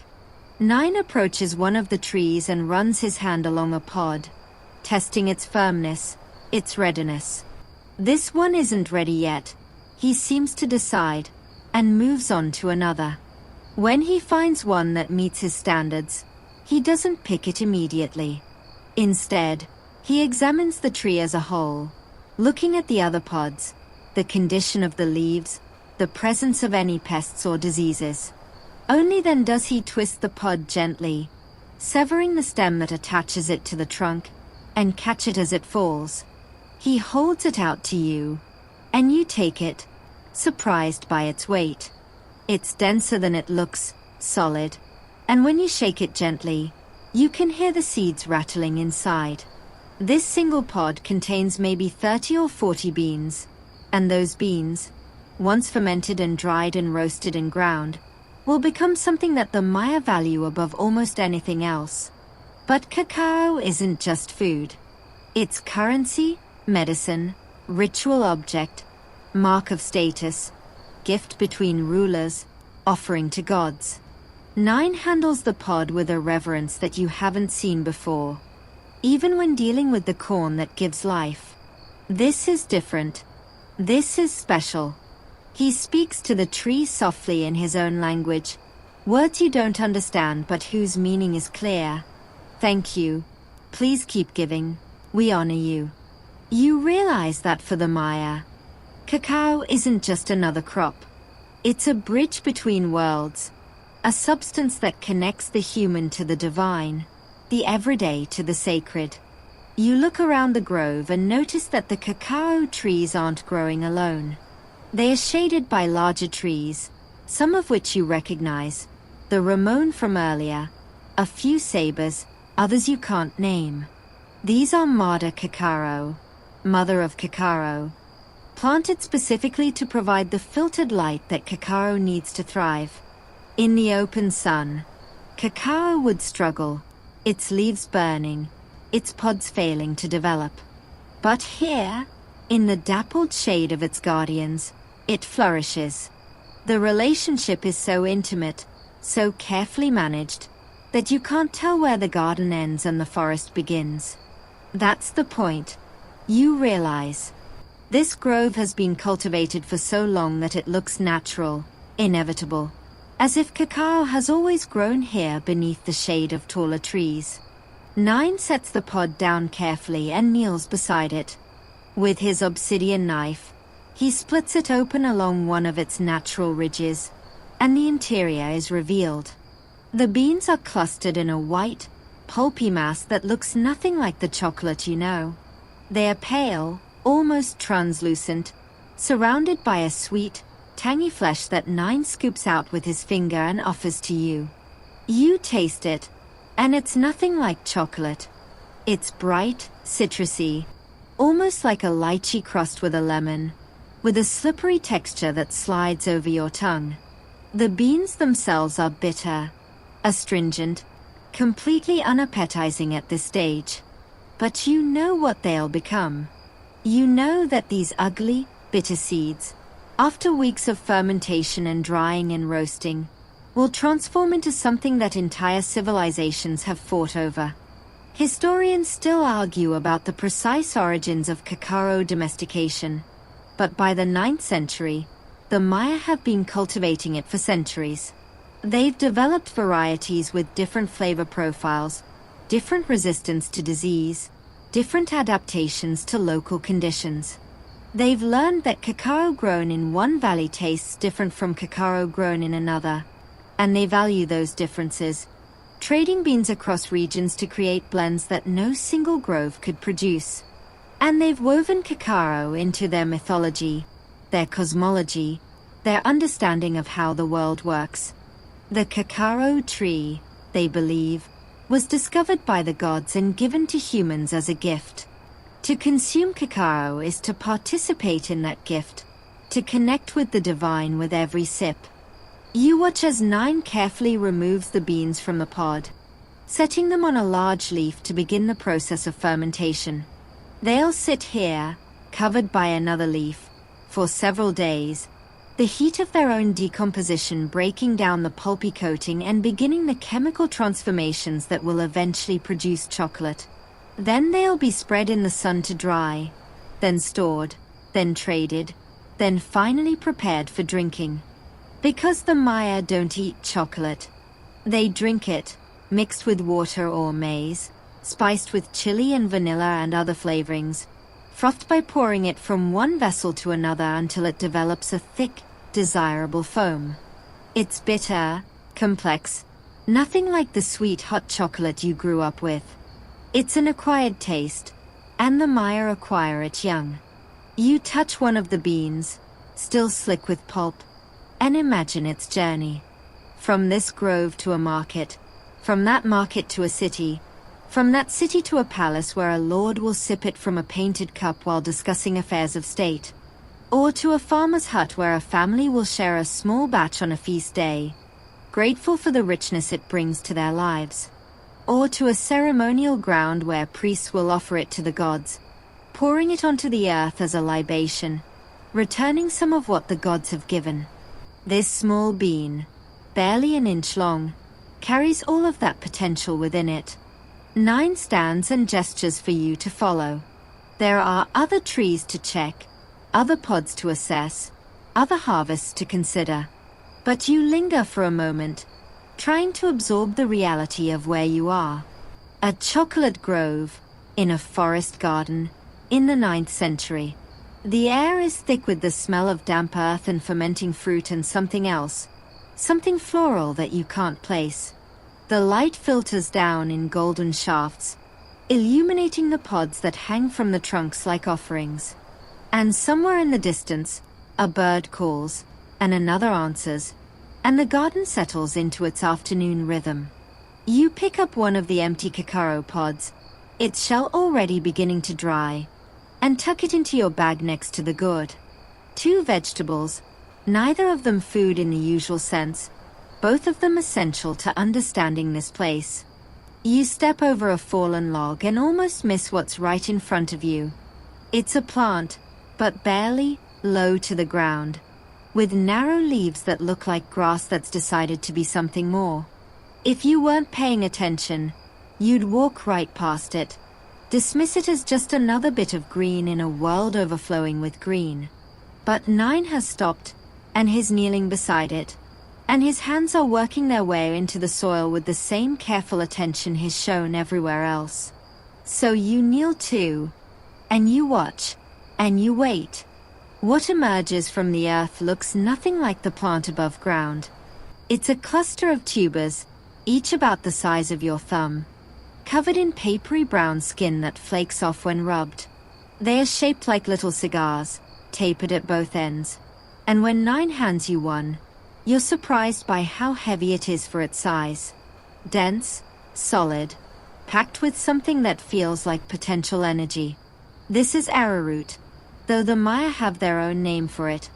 A word that describes both the plant and the fine, white starch that can be extracted from its tubers. You bite into it experimentally, and it's bland, starchy, slightly chalky. Not something you'd eat raw by choice.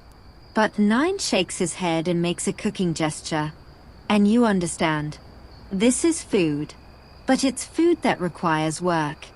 The tubers must be peeled, grated, soaked, strained, dried.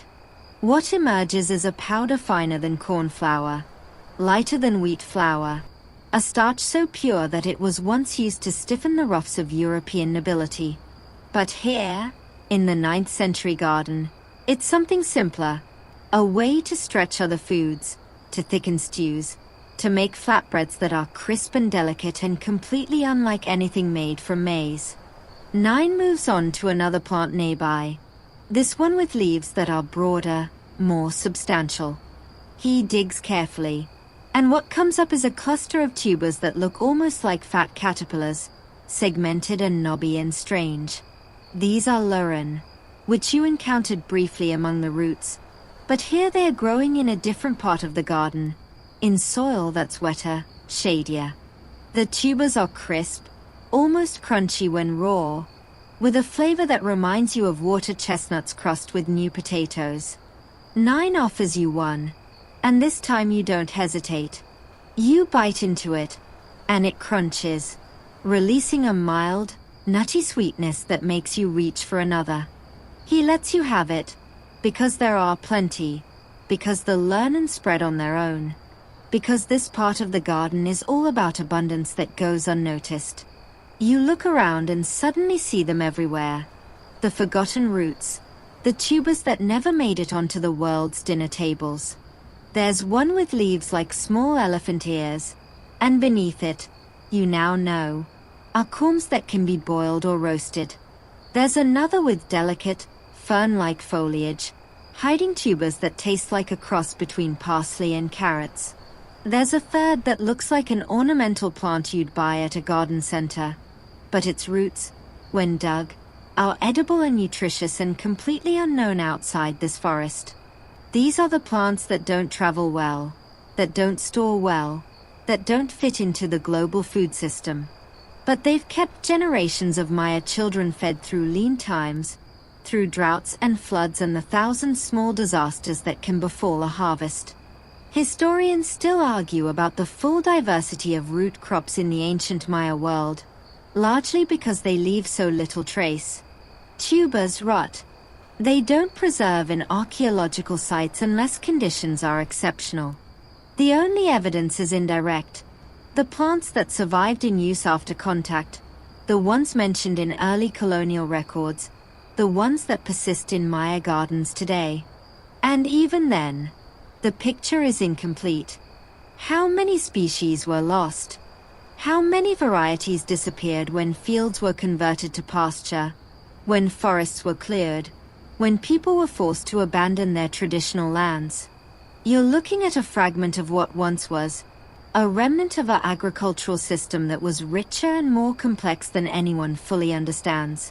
9 has moved on again, and you follow, your eyes now trained to look for the subtle signs of underground life.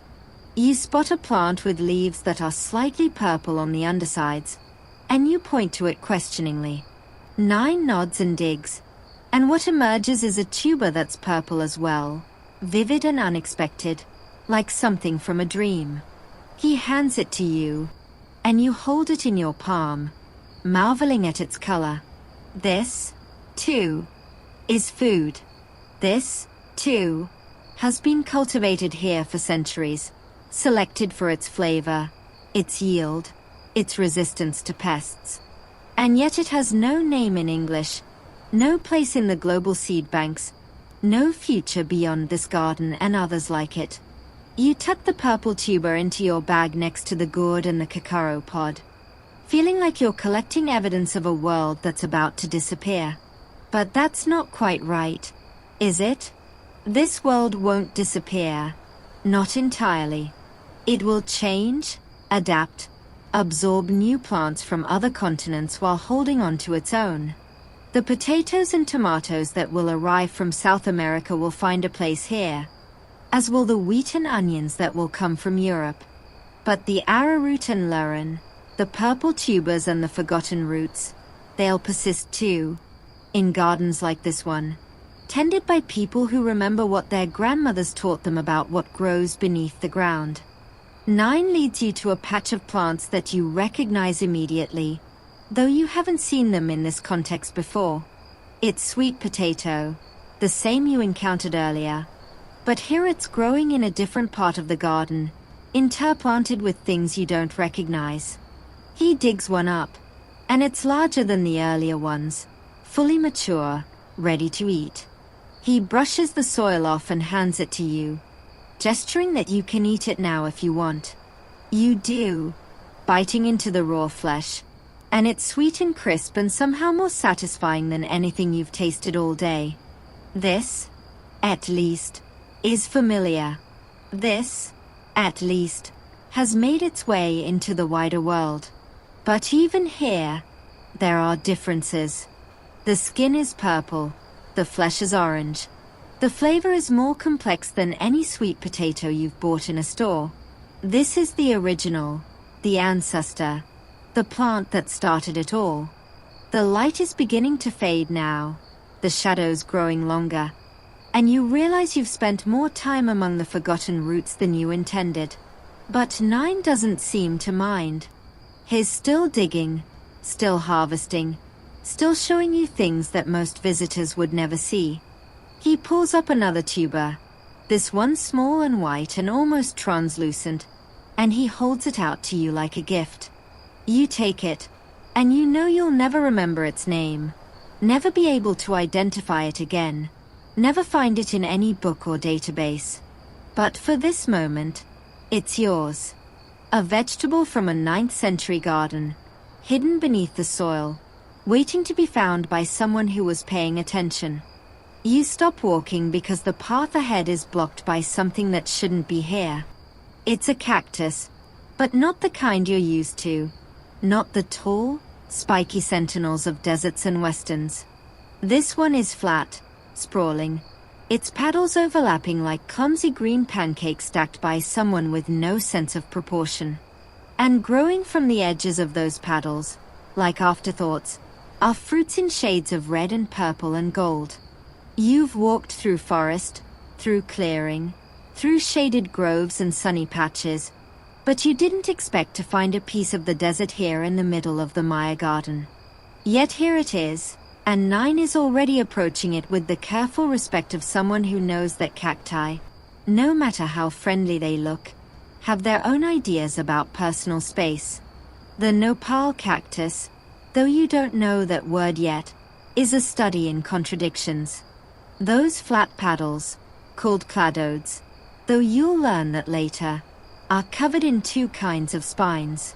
Large ones you can see, the ones that warn you to keep your distance, are obvious enough. But it's the small ones, the glockids, that will get you.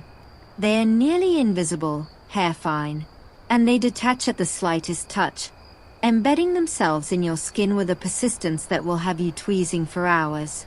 9 shows you how to approach, how to use a stick to gently turn a paddle and check the fruit beneath, how to never, ever touch the plant with bare skin. You watch and learn, because the alternative is a lesson you'd rather not experience firsthand. Despite its defenses, the nopal is one of the most generous plants in the garden. The paddles themselves, when young and tender, are vegetables. 9 selects one that's no longer than your hand, still bright green and supple. And with a few deft knife strokes, he removes the spines and the worst of the glochids. He slices it into strips and offers you a piece. You chew cautiously, and the flavor is mild, slightly tart, with a texture that reminds you of green beans but slicker, more succulent. This is nopalitos, and it will end up in stews, in eggs, in salads, in anything that needs a little green substance and a hint of something fresh. But the paddles are just the beginning. The real prize, the thing that makes this cactus worth the risk of glochids, is the fruit. Tuna, they are called in Spanish, though the Maya have their own name. They grow from the edges of the paddles like ornaments, and they come in colors that seem almost artificial. Deep crimson, almost purple, golden yellow, like small suns trapped in skin. Pale green that blushes pink where the sun hits hardest. 9 selects a red one, using his knife to spear it and twist it free without touching it. Then, with the same knife, he splits the skin and peels it back, revealing the flesh inside. The fruit is filled with seeds, dozens of them, hard and crunchy and completely inedible unless you want to break a tooth. But the flesh surrounding them is something else entirely. It's sweet, almost candy sweet, with a flavor that reminds you of watermelon crossed with bubblegum crossed with something you can't name. 9 scoops out a portion and hands it to you, and you taste it. And for a moment you forget about spines and glochids and the careful dance of harvesting. You're just standing in a garden, eating fruit off a cactus, and it's one of the best things you've ever tasted.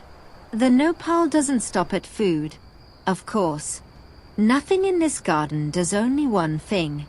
The sap from the paddles has medicinal uses. Applied to cuts, it speeds healing. Mixed with water, it soothes upset stomachs. The tough outer skin of older paddles can be dried and used as a rough fabric or paper. The seeds, when separated from the fruit and ground, become a flower that can stretch other flowers or be used on its own in a pinch. And the cactus itself, with its sprawling growth, creates habitat for small animals and insects, adding another layer to the garden's complexity. You look around and realize that the nopal isn't alone here. It's growing alongside plants that, in any other context, wouldn't share space with a cactus. There's corn nearby, its stalks rising above the prickly paddles. There's beans climbing at the edge of the cactus's reach. There's squash, its leaves carefully positioned to avoid the spines but close enough to benefit from the shade the cactus provides. The garden doesn't segregate its plants by ecosystem or origin. It mixes them together, trusting that they'll figure out how to coexist, how to support each other, how to make the whole thing work. Historians still argue about when cacti were first incorporated into Maya agriculture, but by the 9th century, they are an established part of the system. The nopal is native to Mesoamerica, and it's been used by people for thousands of years. But bringing it into the garden, managing it, selecting for better flavor and fewer spines, that took time. It took generations of observation and experimentation, of learning which paddles to harvest when, which fruits to save for seed, which plants to encourage and which to let go. The nopal in front of you is the result of that long process, a wild plant that's been gently domesticated without ever losing its essential cactusness. 9 harvests a few more paddles and a couple of fruits, adding them to his collection. He works slowly, carefully, never taking more than a plant can spare, never damaging the main structure that will produce next year's growth. The nopal, he knows, will replace what is taken within weeks, sending out new paddles from the edges of the old, fruiting again before the season ends. It's generous like that, almost eager to give. But only if you treat it right. Only if you respect its spines and its space and its own particular way of being in the world. You reach out to touch a paddle, then stop yourself, remembering the glochids. Instead, you just look, tracing the pattern of spines with your eyes, noting the way the light catches the waxy surface of the skin. This plant doesn't belong here. Not really. It belongs in drier places, in more open spaces, in landscapes that look nothing like this lush forest. Yet here it is, thriving, producing, proving that the Maya garden has room for everything. The nopal is a reminder that this system isn't about recreating a single type of environment. It's about creating space for diversity, for difference, for plants that don't fit the mold. In a garden that already holds corn and beans and squash and tomatoes and chaya and ramon and cacao, there's still room for a cactus. There's always room for one more. You lean against the trunk of a saber tree, its massive buttress roots curving around you like the arms of a chair carved by giants. The bark is rough against your back, cool despite the warmth that still lingers in the air. Above you, the canopy is beginning to change as the light shifts toward evening, the greens deepening into blues and purples, the patches of sky visible through the leaves turning from pale blue to something richer, softer. You've been walking for hours, though you've lost track of how many. The garden has swallowed time the way it swallows everything else, digesting it into something unrecognizable. From here, with the saber at your back, you can see the garden in a way you couldn't when you were moving through it. The layers reveal themselves, the canopy of ramon and saber and other trees you can't name, the midstory of cacao and chaya and young corn, the understory of squash and beans and tomatoes, the ground layer of herbs and greens and hidden roots. It's not chaos. Not really. It's order so complex that it looks like chaos. Order that's been developing for centuries. Order that doesn't need straight lines or monocultures to function. Every plant has its place, its season, its purpose. Every square foot of ground is producing something, even if you can't see it from where you stand. 9 is nearby, but not close. He's giving you space, letting you absorb the garden in your own way. You watch as he moves through the vegetation, checking a squash here, a bean vine there, his hands doing work that's so familiar it's become unconscious. He's been doing this his whole life, and his father did it before him, and his father's father before that, back through generations that stretch beyond counting. The garden doesn't belong to him. Not really. He belongs to the garden. He's part of it, as much as the saber or the corn or the tiny herbs that grow along the edges of the path. You try to take it all in, but you know you can't. There's too much.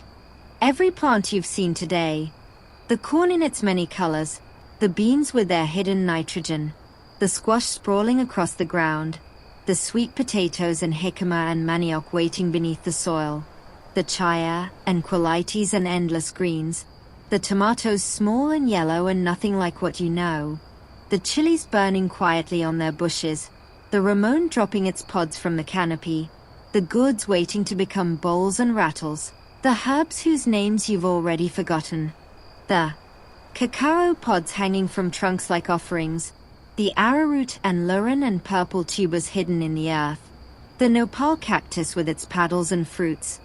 Every single one of them is part of a system that's been running longer than any empire, any nation, any written history. And there are more. So many more that you didn't see, didn't notice, didn't know to look for. The plants that are dormant now, waiting for the rains to return. The ones that are past their season, their seeds already scattered for next year. The ones that are just sprouting, their first leaves unfurling in the shade of their elders. The ones that grow along the edges, where the garden meets the wild forest, neither fully cultivated nor fully wild. The garden extends beyond what you can see, beyond what you can walk in a single day. It's not a place. It's a process, a relationship, a way of being in the world. Historians still argue about how to classify Maya agriculture. Was it farming or gardening? Was it intensive or extensive? Was it sustainable or did it degrade the soil over time? The arguments matter, in their way, to the people who make them. But from here, leaning against this saber as the light fades, the arguments seem small. What matters is that this system worked. It fed people for centuries, millennia, without fossil fuels, without synthetic fertilizers, without pesticides, without plows. It produced surpluses that built cities and supported specialists and sent traders across continents. It adapted to droughts and floods and hurricanes and the slow creep of changing climate. It's still here, still working, still feeding people who remember what their grandmothers taught them. You close your eyes for a moment, and when you open them, the light has shifted again. The gold is gone, replaced by the soft violet of approaching dusk. The sounds have changed too. The birds are quieter now, and in their place you hear the first insects beginning their evening chorus. Somewhere in the distance, a howler monkey calls, its voice carrying through the trees like something from another world. The garden is settling into night, its plants closing up, its animals finding their roosts and burrows, its soil cooling after the long day. 9 appears beside you, silent as always. He doesn't speak, just gestures toward the path that will lead you out of the garden and back toward the world you came from. You push yourself away from the saber, your back protesting after so long against the bark. Your bag is heavy with the things you've collected, the gourd, the cacao pod, the purple tuber, a few seeds you tucked into a pocket without really thinking. They'll dry out, probably, or rot, or get crushed before you find a way to preserve them. But that's not really the point. The point is that you carried them, that you'll remember them, that something of this garden will leave with you even if it's just the memory of how it felt to stand here as the day ended. You take one last look before you follow 9 into the trees. The garden stretches out before you, layer upon layer, green upon green, life upon life. It doesn't look like a garden, not in the way you've been taught to think of gardens. There are no rows, no borders, no signs saying what's planted where. It looks like forest, like wildness, like a place that has never known human hands. But you know better now. You know that every plant you can see, and every plant you can't, is there because someone wanted it there. Someone planted it, or encouraged it, or saved its seeds, or cleared the space around it. Someone tended this place for centuries, and someone will tend it tomorrow, and someone will tend it after that, long after you're gone and the world you came from has become someone else's history. The path closes behind you, leaves brushing your shoulders as you pass. The garden doesn't miss you. It doesn't need you.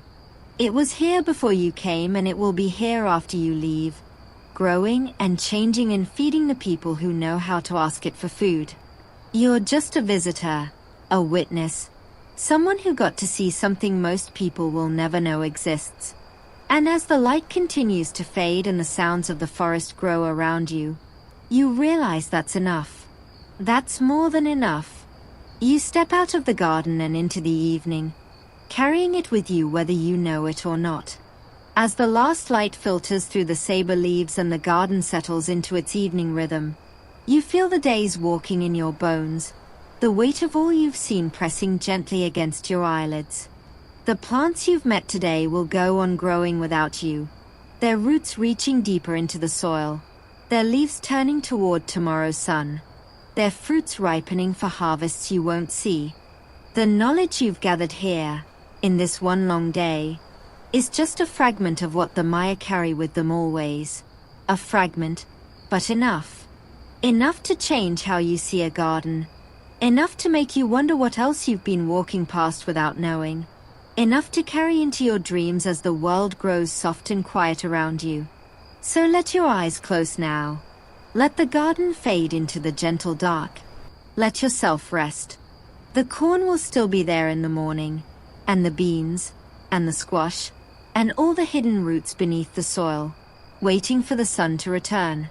But for now, There's only the slow, deep breath of evening, and the knowledge that you've been somewhere real, and the permission to let it all go as sleep takes you under.